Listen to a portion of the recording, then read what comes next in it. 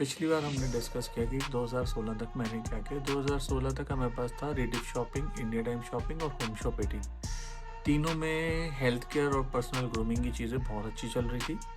इसके बाद 2016 में ही हमने ऐड किया अमेज़ॉन और फ्लिपकार्ट। अमेज़ॉन फ्लिपकार्ट में हमने सारी वही चीज़ें डाल दी जो हमारी बाकी 3 इन पोर्टल्स में थी।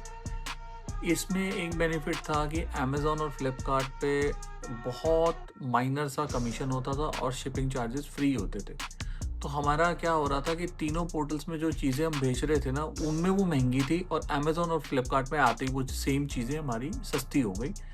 तो डाइवर्सिफाई होते गए कस्टमर। तो अभी हुआ क्या, अल्टीमेटली अमेज़ॉन और फ्लिपकार्ट की सेल्स हमारी 2017 आते-आते बहुत बढ़ गई और जो होम शॉप 18, रिडिफ शॉपिंग और इंडिया टाइम्स में, उसमें सेल्स कम होती चली गई क्योंकि उसमें वो चीज़ें महंगी थी, वही सेम चीज़ें, और वही सेम चीज़ें हमारी जो हम बेचते फ्लिपकार्ट और अमेज़ॉन पे सस्ती थी।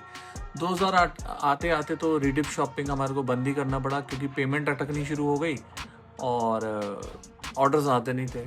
और 2019 आते-आते होम शॉप 18 ही गायब हो गई अपना वहाँ से, जो है ऑफिस ही वो गायब कर गए वो लोग, अपना फिल्म सिटी नोएडा से। तो 2019 आते-आते होम शॉप 18 ओवरनाइट गायब हो गई, जिसमें मेरा 12-14 लाख रुपए का जो पेमेंट ड्यू था वो उन्हीं के पास रह गया। बहुत हमने फाइट लड़ी, लीगल बैटल, लेकिन मिला एक भी रुपया नहीं। ये इंडिया है, इंडिया में तो वैसे ही किसी को कुछ नहीं मिलता, लीगल बैटल जितनी भी लड़ लो।